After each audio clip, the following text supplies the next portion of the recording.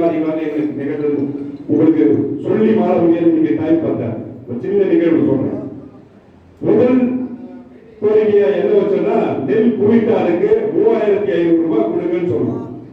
இரண்டாவது கோரிக்கையா வற்புறுத்துவது நாமக்கல், ஈரோடு பல மாவட்டங்களில் கறிக்கோழி பண்ணையாளர்கள் மிகவும் நலிவடைந்து காணப்படுகிறார்கள். அவர்களுடைய வாழ்வாதாரம் மிகவும் பாதிக்கப்பட்டு கிடக்கிறது. அவர்களுடைய பிள்ளைகளை படிக்க வைக்க கூட அவர்களுக்கு வசதி இல்லாமல் இருக்கு. இதற்காக தான் அவங்க என்ன பண்ணோம் அப்படின்னா இரண்டாவது கோரிக்கையாக 10 அம்ச கோரிக்கையில இரண்டாவது கோரிக்கையாக நம்ம எதை சொன்னோம்னா கிலோவுக்கு 12 ரூபாய் கொடுக்கணும் அப்படின்னு சொன்னோம். இதற்கான நல வாரியம் அமைத்து தர வேண்டும் சொன்னோம்.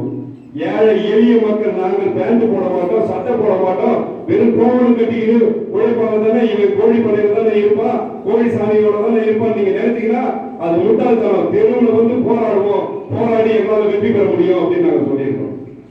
எங்களும் கூட இந்த கார்பரேட் நிறுவனமும் இந்த அரசாங்கமும் சரி சாய்க்கிறது இல்லை. இதற்கான ஒரு பெரிய விஷயம் நாம் எல்லாம் ஒன்றுபடணும். இந்த வேலையில நான் ஒன்று சொல்லிக்கிறேன், ஒன்றுபட்டால் மட்டும்தான் எதையும் சாதிக்க முடியும். நமக்காக யார் போராடினாலும் அவர்களுக்கு நாம் உறுதுணையாக இருக்க வேண்டும் என்று எங்கள் சார்பாகவும் எனது சார்பாகவும் எங்களுடைய சங்கத்தின் சார்பாகவும் சொல்லி இங்கே வந்திருக்கக்கூடிய என் அன்பு அனைத்து அன்பு உறவுகளுக்கும் நன்றி கூறி விடைபெறுகிறேன்.